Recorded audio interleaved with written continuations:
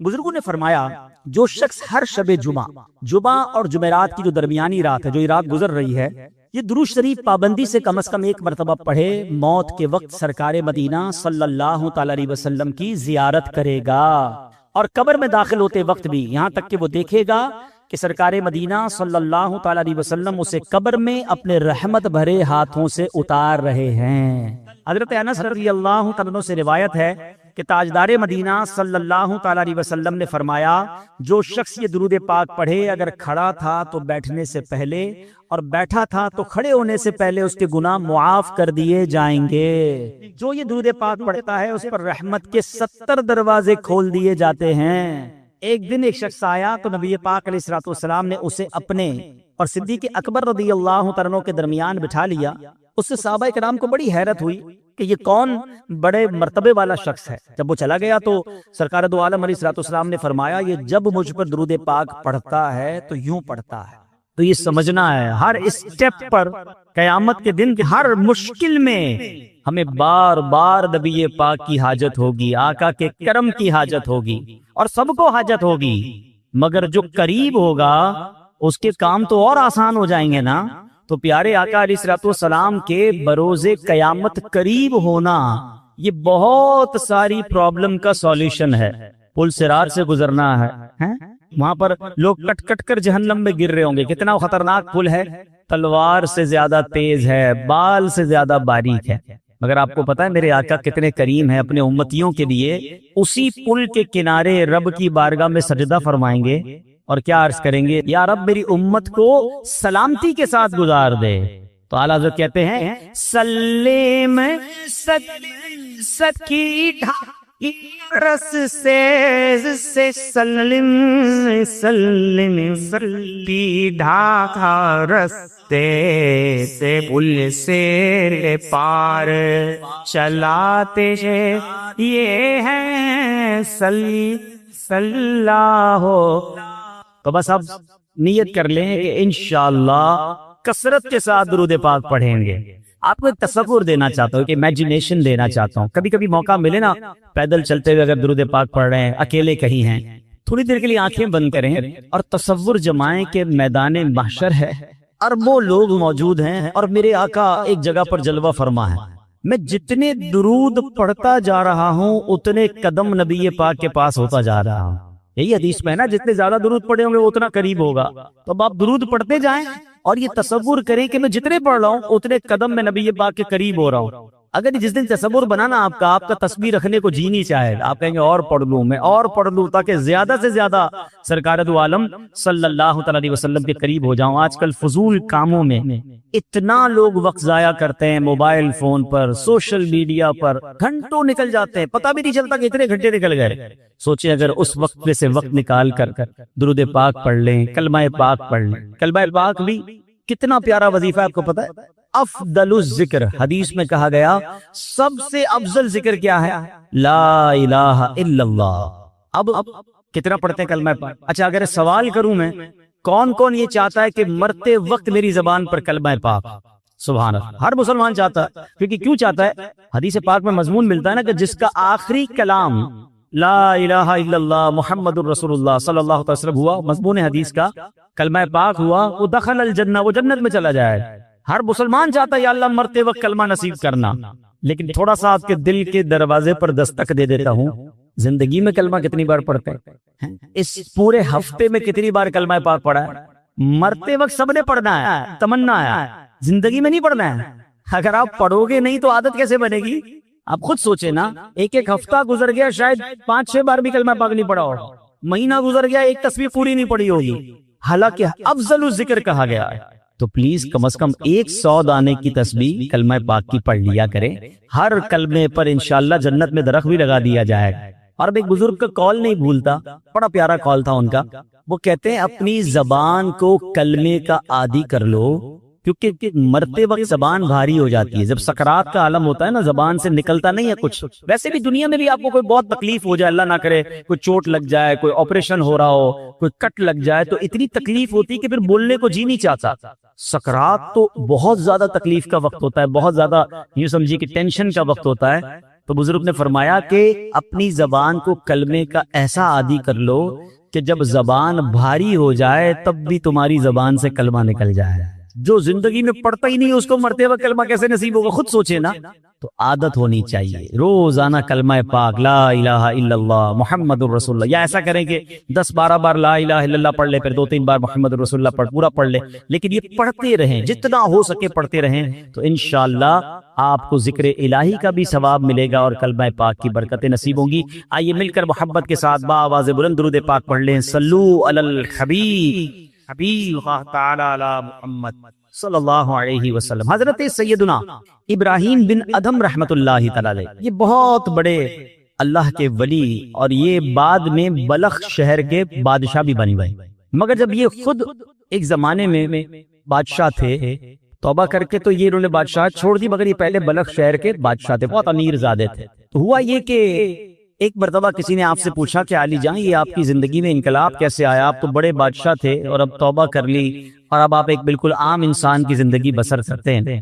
تو فرمایا میں خراسان کے شاہی خاندان سے تھا. یہ ان دنوں کی بات ہے جب میں جوان تھا.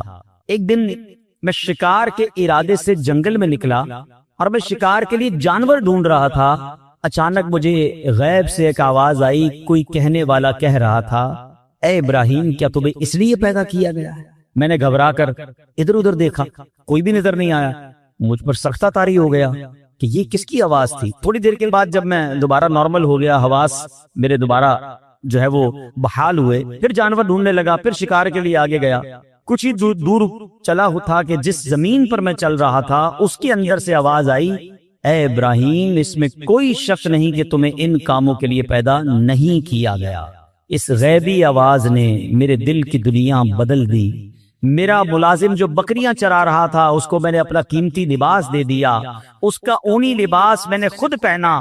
سب کچھ چھوڑ چھاڑ کر میں مکہ مکرمہ کی طرف چلا گیا. حضرت ابراہیم بن ادھم کی زندگی کے اور بھی بڑے پیارے واقعات ملتے ہیں کہ یہ بادشاہت چھوڑنے کے کیسے کیسے واقعات ہوئے. کہ ایک بار کیا ہوا، کیا فرماتے کہ میرا بڑا زبردست محل تھا. ایک شخص اندر آیا، اسٹرینجر تھا، میں جانتا نہیں تھا، کوئی ان نون آدمی تھا، مگر اندر آ کر وہ کہتا ہے کہ مجھے یہ مسافر خانہ اچھا نہیں لگا. حضرت ابراہیم بن ادھم کہتے ہیں اتنا بڑا محل، اتنا بڑا بادشاہ کا محل، کہتے ہیں مسافر خانہ؟ کہتے ہیں حضرت آپ کو مسافر خانہ نظر آ رہا ہے؟ اتنا بڑا محل ہے، اتنی شاندار کمرے ہیں. تو بزرگ کہتے ہیں یہ بتاؤ اس تم سے پہلے یہاں کون رہتا تھا؟ کہ میرے والد رہتے تھے. کہ اس سے پہلے کون رہتا تھا؟ کہ دادا رہتے تھے. اچھا اس سے پہلے کون تھا؟ کہ پردادا رہتے تھے. تو کہ پھر بتاؤ مسافر خانہ کس کو کہتے ہیں؟ ایک آتا ہے پہلا چلا جاتا ہے، پھر اگلا آتا ہے تو اس سے پہلے والا چلا جاتا ہے، ایک آ رہا ہے دوسرا جا رہا ہے. مسافر خانہ نہیں تو کیا ہے؟ کہتے ہیں یہ بات مجھے میرے دل پہ اثر کر گئی کہ واقعی جس محل کو، جس جائیداد کو، جن چیزوں کو میں سب کچھ سمجھ رہا ہوں یہ تو جانے والی ہے. اور پھر حضرت ابراہیم بن ادھم رحمت اللہ تعالی علیہ نے یہ بات جب اپنے کے دل میں بیٹھ گئی نا تو وہ اللہ تعالیٰ کی راہ میں نکل گئے، اپنا سارا مال اللہ کی راہ میں خرچ کیا، تاریک الدنیا ہو گیا. تو آپ ایک بار دریا کے کنارے بیٹھ کر گدڑی سی رہے تھے تو ایک قریبی ریاست کا بادشاہ وہاں سے گزرا رہا. اس نے کہا اے ابراہیم اتنی بڑی بادشاہت چھوڑ دی، آج دریا کنارے بیٹھ کر اپنی رضائی خود سی رہے ہو، تمہارے آگے پیچھے تو بڑے نوکر چاکر تھے، اس سے کیا ملا تمہیں؟ حضرت ابراہیم بن ادھم نے وہ جو سوئی جس سے آپ رضائی سی رہے تھے آپ نے وہ دریا میں ڈال دی اور دریا میں آواز لگائی کہ اے دریا کی مچھلیوں میری سوئی تلاش کرتے دو. جو بادشاہ تھا وہ دیکھ کر حیران ہو گیا کہ بہت ساری مچھلیاں اوپر آئیں، کسی کے منہ میں سونے کی سوئی ہے، کسی کے منہ میں چاندی کی سوئی ہے، سب ایک ایک سوئی لے کر آ گیا. آپ نے فرمایا نہیں مجھے میری سوئی چاہیے. دوبارہ ایک مچھلی گئی اور سوئی لے کر آئی. حضرت ابراہیم بن ادھم نے اس بادشاہ کو دیکھ کر کہا بتاؤ تمہاری حکومت اچھی ہے یہ حکومت اچھی ہے؟ جو اللہ کے لیے قربان کرتا ہے، جو اللہ کی طرف چل پڑتا، اللہ پھر مخلوق کے دلوں میں اس کی عزت ڈال دیتا ہے. اے میرے پیارے اسلامی بھائیوں، حضرت ابراہیم بن ادھم رحمت اللہ تعالی سے جو سوال کیا گیا تھا نا یہ بڑا اہم سوال ہے. ہم نے آج اپنے آپ سے بھی یہ سوال کرتے رہنا چاہیے. آپ سے کیا غیبی آواز آئی تھی؟ الہذا خلقت، کیا تمہیں اس لیے پیدا کیا گیا ہے؟ اب ہم اپنے بارے میں غور کریں. ضروری تو نہیں کر کسی کو غیبی آواز آیا ہے، مگر اس واقعے سے ہم سب کو اپنے آپ سے بار بار پوچھنا ہے. ہم جب موبائل استعمال کرتے ہیں اور جو کچھ دیکھ رہے ہیں تو کاش دل سے یہ سوال آئے کیا میں اس کام کے لیے پیدا کیا گیا ہوں جو میں کر رہا ہوں؟ اپنے آپ سے پوچھے نا. اسی طرح ہم کچھ پڑھ رہے ہیں کیا پڑھ رہے ہیں؟ یہ پڑھنے سے فائدہ ہوگا یا رب ناراض ہوگا؟ یہ پڑھنے والی چیز ہے بھی کہ نہیں؟ کاش اپنے آپ سے سوال کرے، کیا جو میں کر رہا ہوں اسی لیے مجھے پیدا کیا گیا ہے؟ ہم کہیں جا رہے ہیں، کس طرف جا رہے ہیں؟ نیکی کی طرف یا بری محفل کی طرف؟ شراب کھانے کی طرف، جوا کھانے کی طرف، بے حیائی کی طرف، دوستوں کے ساتھ برے کاموں کی طرف؟ کاش دل سے یہ سوال آ جائے، کیا تجھے اس لیے پیدا کیا گیا جس لیے تو جا رہا ہے؟ ایک ایک چیز ہم کاروبار کر رہے ہیں، جو بھی کاروبار کر رہے ہیں اپنے آپ سے پوچھیں، کیا مجھے اس لیے پیدا کیا گیا جس انداز سے میں کاروبار کر رہا ہوں؟ ہم غور کر لیں اپنے ہر عمل پر۔ اے میرے پیارے اسلامی بھائیوں، اگر ایسا نہیں ہے تو پھر ایسا نہ ہو کہ رب عز و جل مجھ سے ناراض ہو جائے، کہیں میں اپنی زندگی غلط یا فضول کاموں میں تو نہیں گوا رہا ہوں۔ شاعر لکھتے ہیں، کچھ مقصد حیات ضروری ہے دوستوں، کچھ مقصد حیات ضروری ہے دوستوں، کہنا یہ دل کی بات ضروری ہے دوستوں، جو فکر آخرت میں گزاری وہ مکمل، ورنہ تو یہ حیات ادھوری ہے دوستوں۔ کس کام میں زندگی گزر رہی ہے؟ ایک بات یاد رکھیے، ہم میں سے کوئی یہاں 15 سال، کوئی 20 سال، کوئی 30، کوئی 50، کوئی 60 سال کا بھائی بیٹھا ہے، لیکن غور کیجئے، کبھی ہم نے غور کیا، معلوم کرنے کی کوشش کی مجھے دنیا میں بھیجا کیوں گیا ہے؟ ہر چیز کے بنانے کا ایک ریزن ہے نا۔ آپ کے کئیوں کے سر پہ ٹوپی ہے، ٹوپی کیوں بنائی؟ سر کو ڈھانپنے کے لیے۔ لباس ہے، کیوں بنا؟ کپڑے پہننے کے لیے۔ گھڑی ہے، کیوں ہے؟ ٹائم بتانے کے لیے۔ قلم ہے، کیوں بنائی؟ لکھنے کے لیے۔ اشرف المخلوقات بنا دیا رب نے، کس لیے؟ پتہ ہی نہیں ہے کہ میری تخلیق کا، مجھے بنانے کا مقصد کیا ہے۔ اور ایک اور سوال میں کرنا چاہوں گا، آپ کے جیب میں قلم ہوتی ہے، جب تک لکھتی ہے کہاں رہتی ہے؟ جیب میں، سینے کے ساتھ۔ لکھنا بند کر دے، ختم کر دے، پھر کہاں جاتی ہے؟ ڈسٹ بن میں۔ مقصد ختم ہو گیا نا، اب اس پین کا حاصل کوئی نہیں ہے۔ اگر میں اور آپ مقصد کے مطابق زندگی نہیں گزار رہے پھر کہاں جائیں گے؟ غور کیجئے نا، ایک طرف تو اشرف المخلوقات میں کہا جا رہا ہے، مگر یہی بندہ جس مقصد کے لیے سے بنایا گیا، اول تو کئیوں کو مقصد ہی نہیں پتا، اور اگر معلوم ہے تو کیا زندگی اس مقصد کے تحت گزر رہی ہے؟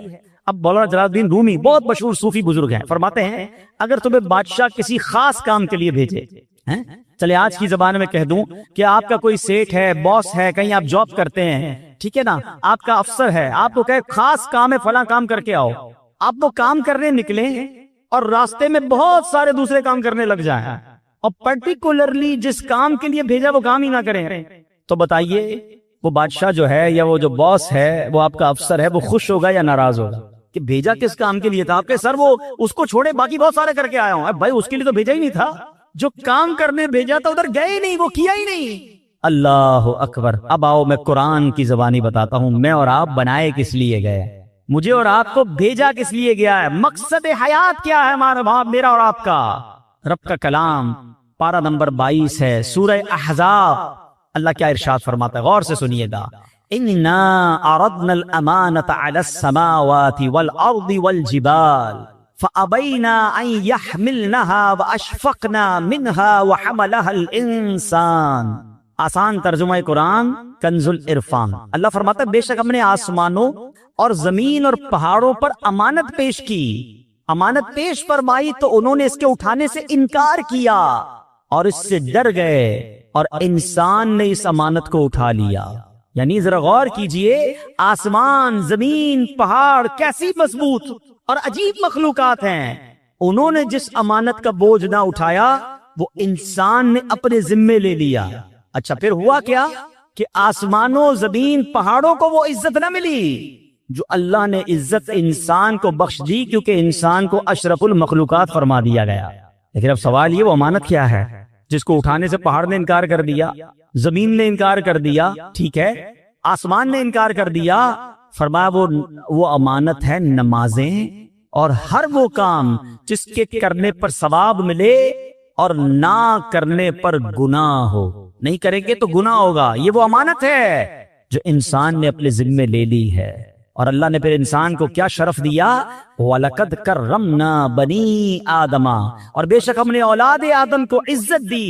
مزید فرماتے ہیں اگر تم کہو میں یہ ایک کام عبادت نہیں کرتا تو نہ صحیح، اور بھی تو بہت سے کام کرتا ہوں، یاد رکھ انسان اور کاموں کے لیے دنیا میں نہیں آیا، یہ تو ایسے ہے۔ اب ذرا غور کیجئے، علماء نے بڑی پیاری مثال دی، کسی کے پاس قیمتی لوہے کی انمول تلوار ہو اور شاہی خزانوں میں ایسی تلوار ملتی ہو، کسی کو وہ تلوار مل جائے اور وہ کہے جناب میں اس تلوار سے اب گوشت کاٹا کروں گا، چھری والا کام میں اس تلوار سے لوں جو کروڑوں روپے کی تلوار ہو، میں فارغ تو نہیں کر رہا نا، اس تلوار کو استعمال تو کر رہا ہوں۔ تو عقل مند کیا کہیں گے، یہ تلوار اس لیے نہیں بنی، یہ کام تو 15-20-100 روپے کی چھری کر سکتی ہے، تم شاہی خزانے کی انمول تلوار سے پیاز کاٹ رہے ہو۔ ایک اور مثال دی علماء نے کہ کسی کو سونے کی دیگ مل جائے، خزانے کے اندر سے پہلے کے زمانے میں ہوتی تھی، سونے کی دیگ مل جائے اور اس سونے کی دیگ کی وہ شلجم پکانے لگ جائے، حالانکہ اس دیگ کے چھوٹے سے ٹکڑے سے نہ جانے اور کتنی دیگیں آ جائیں گی۔ یعنی یہ جو خزانے ہوتے ہیں یہ اس طرح کے معمولی کاموں کے استعمال کرنے کے لیے نہیں ہوتے۔ علماء نے ایک اور مثال دی، کسی کو بڑی قیمتی تلوار ملے اور وہ دیوار میں اس تلوار کو گاڑ لے اور اس پر جناب لوہے ٹوٹے ہوئے برتن لٹکائے یا اپنے کپڑے سکھائے، تو لوگ کیا کہیں گے، یہ تو کوئی چھوٹی سی لکڑی لگا کر بھی کام ہو سکتا تھا، اتنی قیمتی تلوار کو اس لیے نہیں بنایا گیا۔ اب اگر آپ آج کے دور میں اگر آپ غور کریں کہ کوئی قیمتی ہماری چیز ہے اس کو ہم پراپر استعمال نہ کریں، فضول استعمال کریں، تو لوگ کیا کہتے ہیں، یار یہ کیا کر رہے ہو، یہ اس کام کے لیے تو چیز نہیں بنی ہے۔ اچھا دنیا کی چیزوں کے لیے ہمیں یہ بات سمجھ آ رہی ہے، مگر غور کیجئے مجھے رب نے جس لیے بنایا ہے میں وہ نہیں کر رہا ہوں اور بہت سارے کام کر رہا ہوں، تو پھر بتائیں ہم اپنے مقصد حیات پر ہیں یا ہٹ چکے ہیں؟ قرآن کیا کہتا ہے پتہ ہے میری اور آپ کی قیمت کیا ہے؟ آپ کہیں گے یار آپ اتنی قیمتی تلواروں کی اور سونے کی دیگ کی مثال دے رہے ہیں، ہم تو غریب سے لوگ ہیں، ہماری کون سی قیمت ہے؟ آپ کو پتہ ہی نہیں ہماری اور آپ کی قیمت کیا ہے، اس کا قیمت بھی میری اور آپ کی قرآن ارشاد فرماتا ہے۔ سنو اے انسانوں، اے مسلمانوں، رب نے کیا شاندار تمہاری قیمت فرمائی ہے۔ اللہ فرماتا ہے ان اللہ اشترى من المؤمنین انفسهم واموالهم بان لهم الجنہ، قرآن کہتا ہے بے شک اللہ نے مسلمانوں سے ان کی جانیں اور ان کے مال اس بدلے میں خرید لیے کہ ان کے لیے جنت ہے۔ ہمارا سودا ہو چکا ہے، میری جان میرا مال یہ سب میرے رب کا ہے، اور اس کے بدلے کیا ملنا ہے؟ رب نے اس کے بدلے جنت کا مول دینا ہے۔ اب ہم دیکھیں کہ ہمیں کیا خوبصورت مول ملنے والا ہے، مگر ہم کر کیا رہے ہیں، ہم کن کاموں میں لگ گئے؟ ہم اللہ کی نافرمانی میں لگ گئے۔ بڑی مشہور آیت ہے، ہم سب نے کئی بار سنی ہوگی، وَمَا خَلَقْتُ الْجِنَّ وَالْإِنسَ إِلَّا لِيَعْبُدُونَ۔ اللہ کیا فرماتا ہے؟ میں نے انسان اور جنات کو نہیں بنایا مگر اپنی عبادت کے لیے، یعنی اللہ نے مجھے اور آپ کو اپنی عبادت کے لیے بنایا۔ اب عبادت چھوڑ کر ساری دنیا کے کام کر رہے ہیں، کئیوں کی نمازیں قضا ہو رہی ہیں، کوئی جناب گناہوں میں پڑا ہوا ہے، کوئی اللہ کی نافرمانی میں پڑا ہوا ہے، رب کی ناراضی والے کاموں میں پڑا ہوا ہے۔ کیا لوٹنا نہیں ہے؟ کیا اللہ کی بارگاہ میں جانا نہیں ہے؟ خدا را اپنے مقصد حیات سے نہ ہٹیں۔ یاد رکھیے میرے پیارے اسلام بھائیوں، شاعر لکھتے ہیں فرشتوں سے بہتر ہے انسان بننا، فرشتوں سے بہتر ہے انسان بننا، مگر اس میں لگتی ہے محنت زیادہ۔ ہاں ایسا نہیں ہے کہ ہر انسان فرشتوں سے بہتر ہے، ہاں یہ بات یاد رکھیے گا۔ دیکھیں ہمارے اندر انسان میں اور حیوان میں اور فرشتوں میں فرق کیا ہے، یہ فرق سمجھیے۔ فرشتے جو ہے نا ان میں عقل ہے مگر ان میں شہوت نہیں ہے، جانوروں میں شہوت ہے عقل نہیں ہے، انسانوں میں عقل بھی ہے اور شہوت بھی ہے، برے خیالات بھی آتے ہیں۔ فرمایا جانور صرف اپنی شہوت پوری کرتا ہے اس لیے وہ جانور ہے، فرشتے با عقل ہیں، عبادت کرتے ہیں اس لیے وہ بڑے برتر ہیں، مگر وہ انسان جو اپنی شہوت، نفسانی خواہشات، شیطان کے وار اور گناہوں کے جو حملے ہوتے ہیں اس سے اپنے آپ کو بچا لے اور اللہ کی فرما برداری والی زندگی گزارے تو فرمایا وہ فرشتوں سے افضل ہو جاتا ہے۔ مگر وہ انسان جو عقل ہوتے ہوئے بھی صرف اور صرف اپنی نفسانی خواہشات، شہوات اور گناہوں کی طرف چلا جاتا ہے، اللہ کی نافرمانی کرتا ہے، فرمایا پھر وہ جانوروں سے بھی بدتر ہے۔ وہ انسان فرشتہ نہیں ہے یا فرشتوں سے افضل نہیں ہے، ہر انسان نہیں ہے، یہ کیٹیگری ہے انسانوں کی کہ آپ کی لائن آف ڈائریکشن کیا ہے، آپ زندگی اللہ کی فرما برداری میں گزار رہے ہیں یا آپ جانوروں سے بھی بدتر زندگی گزار رہے ہیں۔ شہوت پوری کرنا، جو من میں آیا وہ کرنا، وہ تو جانور بھی کرتا۔ اگر ایک انسان مسلمان ہو کر بھی جانوروں والی زندگی گزارے تو پھر تو وہ جانوروں سے بھی بدتر ہو گیا نا۔ غور کیجئے میرے پیارے اسلامی بھائیوں، ایک بات یاد رکھیے گا، یہ دنیا آخرت کی کھیتی ہے۔ ہم اس دنیا میں دنیا نہیں بلکہ آخرت کمانے آئے ہیں. ہم دنیا میں اس لیے ہیں تاکہ آخرت کی بہتریاں کما سکیں. یہاں نیک کام کریں, اللہ پاک کی رضا والے کام بجا لائیں, جنت میں لے جانے والے کام کریں. اللہ اکبر. اگر اس دنیا میں صرف مال بنانا, گھر بنانا, گاڑیاں دینا, بینک بیلنس بنانا, کاروبار چمکانا, اپنی باڈی کو باڈی بلڈنگ کرنا, اگر یہی کرتے رہے, یہ جناب بہرحال غریب تھے, کچھ حاصل بھی نہ کر پائے, لیکن اس کے خواب سجاتے میں ہی زندگی گزار دی, مگر جنت میں جانے والے کام نہ کیے اور آخرت کے لیے کچھ ذخیرہ نہ کیا, ہم اپنی زندگی کا سمجھ لیں مقصد پورا نہیں کیا. حضرت عیسیٰ علیہ السلام نے ایک دن لوگوں کو فرمایا, تم تو عجیب لوگ ہو, دنیا کے لیے بھاگ دوڑ کرتے ہو جبکہ اس کے بغیر بھی تمہیں رزق دیا جاتا ہے, کیونکہ اللہ پاک نے رزق کا وعدہ کیا ہے. صبح سے شام ہم کیا بھاگ دوڑ کر رہے ہیں, کسی طرح ہمارا جاب ہے, کاروبار ہے, فکریں ہیں کہ دنیا کا معاملہ ٹھیک ہو جائے. حضرت عیسیٰ فرما رہے ہیں دنیا کے لیے بھاگ دوڑ کرتے ہو, حالانکہ اس کے بغیر بھی تمہیں رزق دے دیا جاتا ہے, کیونکہ رزق لکھا ہوا ہے اور اللہ نے دینے کا وعدہ کیا ہے. فرمایا آخرت کی فکر نہیں کرتے جبکہ آخرت کی نعمتیں بغیر محنت کے نہیں دی جاتی ہیں. یعنی جس کی ٹینشن لینی چاہیے تھی نا, وہ ٹینشن نہیں ہے. ہمیں بھی کئی لوگ ملتے ہیں, پرچی بھی دیتے ہیں, دعا کر دیں کاروبار میں برکت ہو جائے, دعا کر دیں فلاں مسئلہ حل ہو جائے. بہت کم لوگ ایسے ملتے ہیں جو یہ کہیں کہ دعا کریں مغفرت ہو جائے, دعا کریں اللہ راضی ہو جائے. خود اپنی دعاؤں کو بھی تو چیک کریں نا, کہ میں اور آپ ہر نماز کے بعد, یہ جب بھی اللہ کرے ہر نمازیں بھی سارے پڑھیں, لیکن جب بھی دعا کرتے ہیں تو آخرت کہاں ہے؟ آخرت مانگنا ہی چھوڑ دی لوگوں نے, دنیا کی فکریں زیادہ ہو گئی. نہیں میرے پیارے اسلامی بھائی, زیادہ فکر, زیادہ محنت, زیادہ کوشش ہم نے اپنی آخرت کے لیے کرنی ہے. دنیا تھوڑا سا ٹائم ہے, 60 سال 50 سال 70 سال, اور کتنا جئیں گے, ادھر پتہ نہیں کب تک رہنا ہے. نہ ختم ہونے والی آخرت ہے, مگر اس کی لوگوں کو ٹینشن نہیں ہے. اے میرے پیارے اسلامی بھائیوں, کاش ہمیں اپنی جس طرح دنیا کی پلاننگز کرتے ہیں, ہم آخرت کی پلاننگ کرنے والے بن جائیں. حضرت سفیان ثوری رحمۃ اللہ تعالی علیہ کمال کا جملہ کہتے ہیں نا, بڑوں کی باتیں بھی بڑی ہوتی. ایک جملہ ہے مگر ایسا لگتا ہے کہ پورا فلسفہ بیان کر دیا ہے. وہ کہتے ہیں لوگ سوئے ہوئے ہیں, جب انہیں موت آئے گی تو بیدار ہو جائیں گے. اصل آنکھ پتہ ہے کب کھلے گی؟ مرنے کے بعد. ہم جب انسان دنیا سے جاتا ہے نا, تو رشتہ دار پتہ کیا کہتے ہیں کہ میت نے پیچھے کیا چھوڑا ہے, فرشتے پتہ کیا کہتے ہیں میت نے آگے کیا بھیجا ہے. اصل مرنے کے بعد پتہ چلے گا کہ اصل دنیا تو وہ تھی, میں نے آخرت کے لیے کیا تیاری کی. کئی لوگ بس دنیا کی پلاننگ بناتے ابھی توبہ نہیں بعد میں کر لوں گا, بس اگلی رمضان کو توبہ کر لوں گا, بس یہ کاروبار سیٹ ہو جائے پھر گناہ چھوڑ دوں گا, پھر میں شراب چھوڑ دوں گا, پھر میں برے کام چھوڑ دوں گا, اور اسی انتظار میں دنیا سے چلے جاتے ہیں. فرمایا موت آئے گی تو بیدار ہو جائیں گے, مگر پھر کر کچھ نہیں سکیں گے. اے میرے پیارے اسلامی بھائیو, اللہ کریم قرآن مجید میں ارشاد فرماتا ہے وَابْتَغِ فِي مَا آتَاكَ اللَّهُ الدَّارَ الْآخِرَةَ, اور جو مال تجھے اللہ نے دیا ہے اس کے ذریعے آخرت کا گھر طلب کر. کتنی پیاری بات ہے, جو کچھ اللہ پاک نے عطا کیا ہے اس سے کیا طلب کرنا ہے؟ آخرت طلب کرنی ہے. اب اللہ نے کیا دیا ہے؟ ہاتھ دیے ہیں. ان ہاتھوں سے کیا حاصل کرنا ہے؟ آخرت حاصل کرنی ہے. مگر ان ہاتھوں سے گناہ کر کے اللہ کو ناراض کر رہے ہیں. اللہ نے آنکھیں دی ہیں, ان آنکھوں سے اللہ کو راضی کر کے اچھے کام کر کے آخرت طلب کرنی ہے, مگر یہی آنکھیں حرام دیکھ کر اللہ کو ناراضی والے کام کیے جا رہے ہیں. یہ کان اللہ نے دیے ہیں, ان کانوں سے تلاوت سن کر, اچھی باتیں سن کر آخرت طلب کرنی ہے, مگر ان کانوں سے ہم اللہ کو ناراض کر کے اللہ کو ناراض کر کے آخرت برباد کر رہے ہیں. غور کرتے جائیں, جو کچھ رب نے دیا, قرآن کیا کہہ رہا ہے, جو اللہ نے دیا ہے اس سے آخرت طلب کرو. مگر مجھے اور آپ کو جو رب نے دیا, چاہے وہ دولت دی, صحت دی, طاقت دی, اولاد دی, مرتبہ دیا, شہرت دی, جو کچھ دیا وہ رب نے دیا, مگر کیا میں اس سے آخرت طلب کر رہا ہوں یا رب ہی کو ناراض کر رہا ہوں؟ بڑی عجیب کیفیت ہے. اے میرے پیارے اسلامی بھائیوں, حضرت سہل بن عبداللہ تستری رحمۃ اللہ تعالی علیہ بہت بڑے اللہ کے ولی ہیں. ان کی عادت کریمہ تھی, اللہ کی راہ میں بہت خرچ کیا کرتے تھے. جو ہاتھ میں آتا اللہ کی راہ میں دے دیتے. تو ان کے گھر والوں کو لگا کہ یہ اتنا خرچ کرتے ہیں تو ایسا نہ ہو سارا ہی خرچ کر دیں, کچھ بچے ہی نہ ان کے پاس.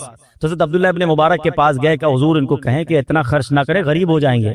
خرچ کریں اللہ کی راہ میں, مگر اتنا تو خرچ نہ کریں. تو عبداللہ ابن مبارک نے ان کو کہا کہ مجھے تمہارے گھر والوں کا پیغام آیا ہے کہ تھوڑا ہلکا ہاتھ رکھو, اتنا اللہ کی راہ میں جو آتا ہے خرچ کر دیتے ہو. تو حضرت عبداللہ تستری رحمۃ اللہ تعالی علیہ نے بڑا کمال کا سوال کیا سہل بن عبداللہ تستری نے کہ حضور ایک بات بتائیں, ایک بندے کا ایک مکان ہو, اس کو چھوڑ کے دوسرے مکان میں اس کو شفٹ ہونا ہو, تو کیا پچھلے مکان میں کچھ چھوڑتا ہے وہ؟ یہ سارا کچھ نکال کے آگے لے جاتا ہے؟ تو فرمایا واقعی مکان شفٹ کرنا ہو تو پہلا مکان تو پورا ہی خالی کر کے جاتا ہے. کہ حضرت بس میرا اگلے مکان میں شفٹنگ کا ٹائم آنے والا ہے، میرا آخرت کا سفر قریب ہے، تو میں یہاں کیوں چھوڑ کے جاؤں؟ میں آخرت کے لیے تیاری کر رہا ہوں، میں اگلے مکان کو سجا رہا ہوں. اب آپ بھی ذرا غور کریں، کسی کا کرائے کا گھر ہو یا اپنا گھر ہو، چھوڑ کے اگلے گھر میں شفٹ ہونا ہو تو ایک ایک چیز یہاں سے نکال کے لوگ ادھر لے جاتے ہیں. بعض اوقات تو وہ بھی لے جاتے جو نکالنے کا عرف نہیں ہوتا، اگلا آ کے پریشان ہوتا ہے یار پورا گھر ہی خالی کر گئے، یار یہ بھی لے جاؤں وہ بھی لے جاؤں، بس نہیں چلتا ورنہ ٹائلیں بھی نکال کے لے جائیں.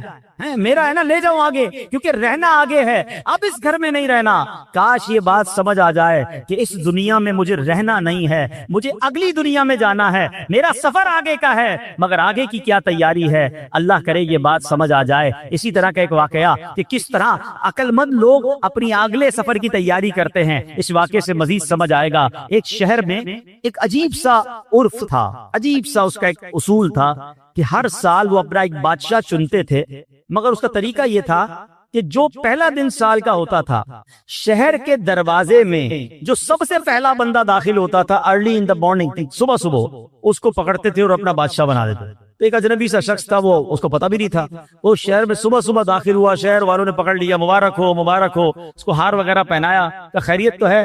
کہ آپ کو مبارک ہو، آپ ہمارے بادشاہ بن گئے. کہ کیوں بادشاہ بن گیا؟ کہ ہمارا اصول ہے جو سال کے پہلے دن سب سے پہلے شہر میں داخل ہوتا ہے وہ بادشاہ. کہ اچھا تو کتنے ٹائم کے لیے بادشاہ؟ کا 1 سال کے لیے. وہ تھا بڑا عقل مند آدمی، کہتا ہے 1 سال کے لیے؟ کہاں؟ کہ پہلے جو مجھ سے پہلے بادشاہ تھے وہ سارے کہاں گئے؟ کہ وہ 1 سال حکومت کرتے ہیں، پھر ہم ان کو ایک جنگل میں جا کے پھینک کے آ جاتے ہیں، اور اس جنگل کے اندر وہ بھوکا پیاسا مر جاتا ہے.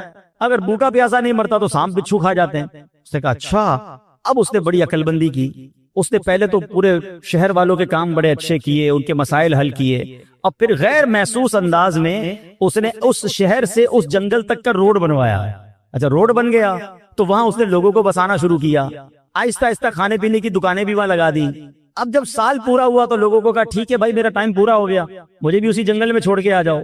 تو جو شہر کے بڑے لوگ تھے انہوں نے کہا آپ بڑے سمجھدار ہیں، آپ نے اس جنگل بیابان کو بھی شہر بنا دیا، ادھر بھی جناب اتنی رونق کر دی کہ ہم آپ کو ادھر بھی لے کے جائیں گے تو آپ کو کوئی پرابلم نہیں ہوگی. ہمیں ایسے ہی عقل مند بادشاہ کی ضرورت تھی، اب ہم سب نے مل کر فیصلہ کیا ہے آپ ہی ہمارے بادشاہ رہیں گے.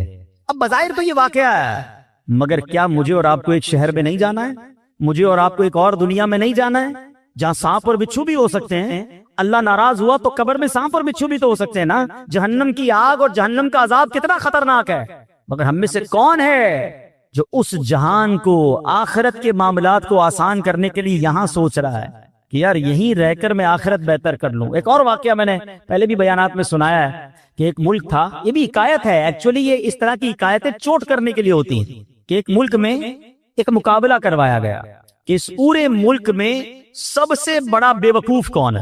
اب ہے نا بڑی عجیب بات، بے وقوفوں کا مقابلہ کون کرتا ہے؟ بہرحال مقابلہ ہوا، وزیروں نے سلیکٹ کیا کہ بادشاہ سلامت ہم نے جان لیا ہے کہ یہ بندہ سب سے بڑا بے وقوف ہے. چیک کر لیا، چیک کر لیا. اس کو اس نے اپنی سونے چاندی کی خوبصورت سی مالا ہار پہنایا اور اس کو گھر بھیج دیا. وہ بندہ بڑا خوش گھر آ گیا. تھوڑے دنوں بعد اس کو کسی نے بتایا کہ بادشاہ سلامت بڑے بیمار ہو گئے ہیں. کہا اچھا چلو میں جا کے ملتا ہوں بادشاہ سلامت سے. بادشاہ کے پاس گیا، کہا بادشاہ سلامت کیسے ہیں آپ، ٹھیک ہیں؟ تو کہا بس اب تو آخری لمحات ہیں، یہ دنیا چھوڑ کر جا رہا ہوں. کہتے اچھا بادشاہ سلامت کہیں اور جا رہے ہیں؟ تھا تو بے وقوف نا. کہاں بس اب یہ دنیا، یہ جہان چھوڑ کر اگلے جہان میں جا رہا ہوں.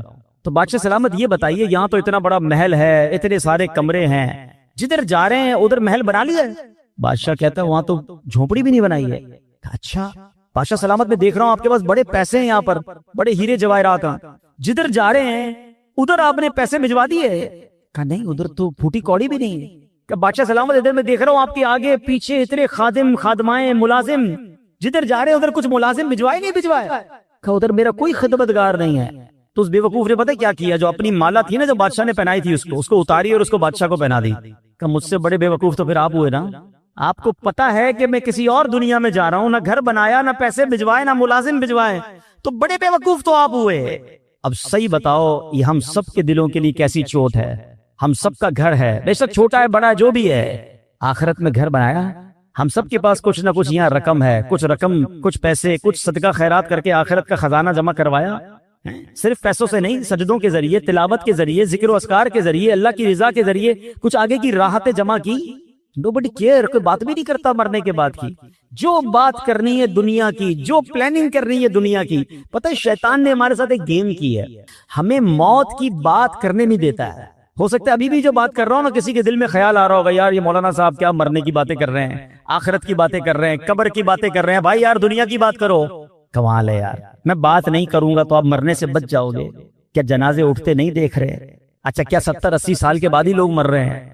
15 سال 20 سال 22 سال کے نوجوان بھی دنیا سے جا رہے ہیں. ہماری میری آپ کی باری کب آ جائے ہمیں پتہ ہی نہیں ہے. تو ہم کس چیز کے انتظار میں ہیں؟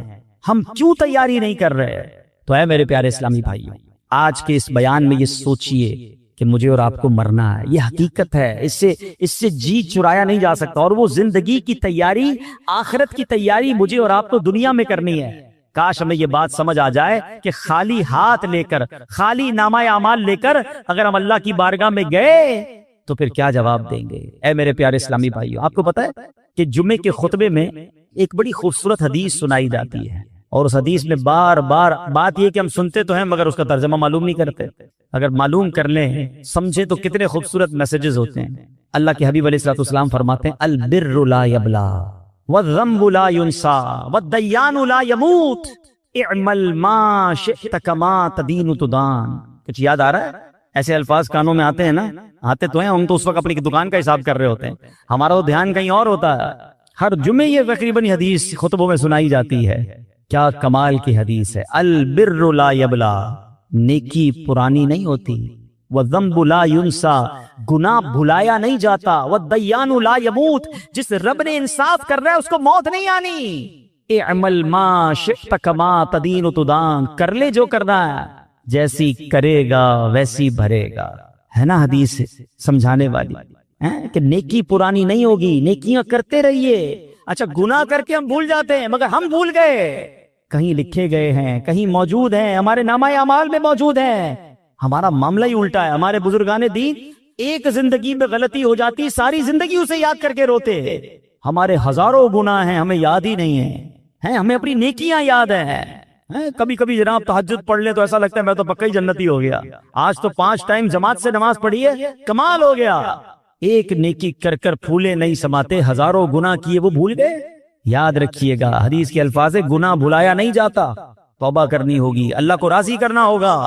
اور اگلا جو پارٹ ہے نا, اعمل ما شئت کما, کر لے جو کرنا ہے, تدین تدان, کیا ہوگا جیسی کرے گا ویسی بھرے گا. کبھی آپ نے دیکھا کہ کوئی بندہ اپنے گھر میں آم کا پودا لگائے اور لوگوں سے کہ حضرت دعا کر دے سیب نکل آیا, تو لوگ کیا کہیں گے, بھائی پودا آم کا لگایا, نکلنا بھی آم ہی ہے, وہ بھی دعا کرو نکل آئے. کراچی میں تو وہ بھی نہیں نکلتا, شجرکاری کیا کرو بھائی, ٹھیک ہے نا. لیکن آم کے پودے میں سیب نہیں نکلتا, یہ سمجھ آتا ہے. گناہوں والی زندگی کے بعد جنت کی امید رکھ کے بیٹھے, کام اللہ کو ناراض کرنے والے کرنے, نمازیں ہماری قضا ہو رہی ہیں, ہم امید لگائے بیٹھے کہ قبر جنت کا باغ بنے گی. خود سوچے نا, کریں گے جیسی ویسی بھریں گے نا, جیسا بوئیں گے ویسا کاٹیں گے. تو آج ہمیں یہ پتا چلا قرآن و حدیث کی روشنی میں کہ مجھے اور آپ کو بنایا کیوں گیا ہے, میری اور آپ کی پیدائش کا مقصد کیا ہے. ایک امانت ہے جو انسان نے قبول کی ہے, ایکسپٹ کی ہے, اور وہ اللہ کو راضی کرنے والے کام ہیں, وہ نمازیں ہیں, وہ عبادتیں ہیں, وہ حرام کاموں سے بچنا ہے. تو اے میرے پیارے اسلامی بھائیوں, کاش ہم یہ بات سمجھ جائیں. نبی پاک علیہ الصلوۃ والسلام کی حدیث پاک ہے, فرمایا حیرت ہے, انتہائی حیرت ہے اس پر جو ہمیشہ کے گھر کو مانتا ہے پھر بھی دھوکے کے گھر یعنی دنیا کے گھر کے لیے محنتوں میں مصروف ہے. معلوم ہے کہ حقیقت والا گھر دوسرا ہے, مگر یہ دنیا کے گھر اور یہی کے لیے مصروف ہے. پیارے آقا فرماتے حیرت ہے اس کے لیے. کاش یہ بات ہمیں سمجھ آ جائے. اے میرے پیارے اسلامی بھائیوں, تو آئیے نیکوکار بن جائیے. اتنی ساری روایتیں, واقعات, سب کچھ ہمیں جھنجھوڑ کر کہہ رہے ہیں کہ اے بندے, یہ دنیا آخرت کے لیے وقف ہے, دنیا آخرت کی کھیتی ہے, آج جو بوئے گا وہی آخرت میں کاٹے گا. ہمیں چاہیے کہ آج اور ابھی سے اپنی زندگی کے مقصد کو سمجھیں, اپنی زندگی کو اس عارضی فانی چند روزہ دنیا کے لیے نہیں بلکہ آخرت کے لیے وقف کر دیں. دنیا میں رہ کر دنیا نہیں بلکہ آخرت کمانے کا سلسلہ شروع کر دیں. کیا خوبصورت اشعار امیر اہل سنت ہمیں ایک طرح سے جھنجھوڑتے ہوئے بھی کہہ رہے ہیں کہ دل سے میرے دنیا کی محبت نہیں جاتی, دل سے میرے دنیا کی محبت نہیں جاتی, سرکار گناہوں کی بھی عادت نہیں جاتی, دن رات مسلسل ہے گناہوں کا تسلسل, آقا کچھ تم ہی کرو نا، یہ نحوست نہیں جاتی، گو پیش نظر قبر کا پرہول گھڑا ہے، افسوس مگر پھر بھی یہ غفلت نہیں جاتی۔ اے میرے پیارے اسلامی بھائیوں، اگر نیک بننے کا ذہن بن گیا ہے نا، اللہ کو راضی کرنے والی زندگی گزارنی ہے، تو آج کے دور کی عظیم علمی اور روحانی شخصیت امیر اہل سنت مولانا محمد الیاس عطار قادری صاحب نے ایک بڑا پیارا رسالہ نیک اعمال کا رسالہ ہمیں عطا کیا ہے۔ نیک اعمال کے رسالے سے پابندی سے اپنے اعمال کا جائزہ لیجئے۔ نبی پاک علیہ الصلوۃ والسلام نے حضرت ابو ذر غفاری رضی اللہ تعالیٰ عنہ سے ارشاد فرمایا، اے ابو ذر، آدمی اس وقت تک متقی نہیں بن سکتا جب تک اپنے اعمال کا جائزہ اتنی سختی سے نہ کرے جتنی سختی سے کوئی شخص اپنے کاروباری شریک سے حساب کرتا ہے۔ اس کا فائدہ یہ ہوگا کہ اسے معلوم ہو جائے گا کہ اس کے کھانے پینے اور پہننے کی چیزیں حلال کی ہیں یا حرام کی۔ کسی پارٹنر سے کیسا حساب کرتے ہیں، نہیں یہ میرے تھے، یہ آپ کے نہیں تھے، ہمارا یہ طے ہوا تھا، یہ تو میرا پروفٹ ہے۔ فرمایا اپنے اعمال کا حساب بھی ایسے ہی دے کہ یہ کرنا تھا یا نہیں کرنا تھا، یہ میں نے کیوں کیا یا میں نے کیوں نہیں کیا۔ کاش اس طرح اپنے اعمال کا حساب لینے کی ہمیں عادت پڑ جائے۔ آج کے اس پرفتن دور میں دعوت اسلامی کا ماحول ہے کہ نیکوں کے ساتھ رہ کر ہم بھی نیک بن سکتے ہیں، ان کے ساتھ رہ کر ہمیں بھی آخرت کا خیال آتا رہے گا اور ہم اپنی آخرت کی زندگی کی بھی تیاری کریں گے۔ اے میرے پیارے اسلامی بھائیوں، آج میں نے دو عظیم ہستیوں کا بھی ذکر کرنا ہے۔ 21 محرم الحرام کو عظیم صحابی رسول، عاشق مصطفیٰ، مؤذن رسول حضرت بلال رضی اللہ تعالیٰ عنہ کا یوم وصال ہے۔ آپ سابق الاسلام ہیں، یعنی ابتدا ہی میں آپ نے اسلام قبول کر لیا تھا اور غلامی سے آزادی نصیب ہونے کے بعد سے لے کر پیارے آقا علیہ الصلوۃ والسلام کے وصال ظاہری تک حضرت بلال نبی پاک کی بارگاہ میں حاضر رہے، نبی پاک کے مالی معاملات کو بھی دیکھتے تھے۔ پیارے آقا علیہ الصلوۃ والسلام سبحان اللہ نبی پاک کے وصال کے بعد حضرت بلال ملک شام تشریف لے گئے اور آخر تک وہیں رہے۔ حضرت بلال کے تو بہت سارے واقعات ہیں، مگر ایک بڑا خوبصورت واقعہ یہ ہے کہ پیارے آقا ان سے کتنی محبت فرماتے کہ ان کا مالک جو تھا، ان کا آقا جو تھا، کیونکہ آپ غلام تھے، حبشہ کے تھے، حبشہ جس کو آج ہم ایتھوپیا کہتے ہیں، ٹھیک ہے، اور افریقن تھے۔ تو ہوا یہ کہ وہ جو آقا تھا امیہ، وہ حضرت بلال پر بڑی سختی کرتا تھا، اور آپ مسلمان ہو گئے تھے تو آپ کو مکے کی ریت پر، ریگستان پر لٹا کر پتھر سینے پر رکھتا تھا اور کہتا تھا، اے بلال اللہ کا انکار کر دو، اور آپ کہتے ہیں میں مر جاؤں گا مگر اللہ کا انکار نہیں۔ وہ بہت مارتا تھا۔ حضرت ابوبکر صدیق قریب سے گزرتے تھے، دیکھتے تھے کہ یہ امیہ بڑا زیادتی کرتا ہے، نبی پاک کو بھی بڑا دکھ ہوتا تھا۔ ایک بار حضرت ابوبکر صدیق امیہ بن خلف کے پاس پہنچے، کہا بتاؤ بلال کتنے میں دو گے؟ وہاں غلام کی خرید و فروخت ہوتی تھی۔ اب ذرا سمجھیے، اس زمانے میں مثال کے طور پہ ایک غلام کی قیمت 1000 روپے تھی یا 1000 درہم یا دینار، تو امیہ نے کہا میں 3000 میں دوں گا، پیسے بڑھا کر بتایا۔ حضرت ابوبکر صدیق نے کہا مجھے منظور ہے، کہا نہیں 4000 میں دوں گا، کہا مجھے منظور ہے، کہا 5000 میں دوں گا، کہا مجھے منظور ہے۔ وہ پیسے بڑھاتا رہا، حضرت ابوبکر صدیق اس کو اوکے کرتے رہے، آخر کار ایک بڑی تگڑی رقم پر حضرت بلال کو انہوں نے خرید لیا۔ تو امیہ کہتا ہے، اے ابوبکر رضی اللہ تعالیٰ عنہ، تمہارے کاروبار کے تو بڑے چرچے سنے ہیں، تم تو بڑے کاروباری ہو، سودا بڑا کس کے بڑا جانچ کے لیتے ہو، تم نے ایک حبشی غلام کو اتنا مہنگا خرید لیا۔ سیدنا ابوبکر صدیق کے وہ تاریخی الفاظ سنے، وہ کہتے تمہیں کیا معلوم بلال کی قیمت کیا ہے؟ اے امیہ تو اگر اس سے بھی زیادہ مانگتا میں اس سے زیادہ تجھے رقم دیتا۔ حضرت بلال کو لیا اور نبی پاک کی بارگاہ میں حاضر ہوئے، کہ حضور بلال حاضر ہے، حضور بلال کو آزاد کروا کے لایا ہوں۔ اللہ اکبر، نبی پاک اتنا خوش ہوئے، فرماتے اے ابوبکر بلال کو خرچ کرنے میں جو رقم خرچ کی ہے نا، اس میں کچھ پیسے میرے بھی شامل کر لو۔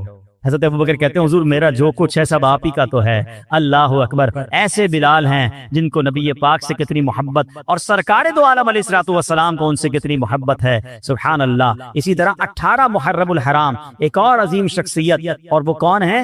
وہ عاشق نیک اعمال، عالم باعمل، مفتی دعوت اسلامی حضرت مفتی محمد فاروق الطاری رحمۃ اللہ تعالی علیہ کا یوم وصال ہے۔ آپ نمازوں کی حفاظت فرمانے والے، زبان اور آنکھوں کا قفل مدینہ لگانے والے، تلاوت قرآن کریم کرنے والے اور خوب دینی کاموں میں حصہ لینے والے، اور سبحان اللہ آپ رحمت اللہ تعالی کے انتقال کے بعد آپ کے مزار پر آپ کے پیر و مرشد امیر اہل سنت نے آپ کے بارے میں یوں فرمایا، یا رسول اللہ صلی اللہ علیہ وسلم میں اس سے راضی تھا، آپ بھی اس سے راضی ہو جائیں۔ یا غوث پاک میں اس سے راضی ہوں، آپ بھی میرے فاروق سے راضی ہو جائیں۔ اللہ اکبر، ایسی عظیم ہستی، اللہ ان دونوں عظیم ہستیوں کے مزار پر کروڑوں رحمتوں کی بارش نازل فرمائے۔ ان لوگوں نے دنیا میں رہ کر اپنی آخرت بنا لی، کاش ہم بھی دنیا میں رہ کر اپنی آخرت بہتر کرنے والوں میں ہو جائیں۔ اللہ مجھے بھی آپ کو بھی اپنی آخرت بہتر کرنے کی فکر اور سوچ نصیب فرمائے۔ اس میں مدنی قافلے بھی ہیں، سفر کریں تو آخرت کی تیاری ملتی ہے، بار بار اجتماع میں آتے رہیں، مدنی مذاکروں میں شرکت کریں تو انشاءاللہ یہ ذہن بنتا چلا جائے گا۔ اللہ پاک عمل کرنے کی توفیق عطا فرمائے، آمین بجاہ النبی الامین صلی اللہ تعالی علیہ وسلم۔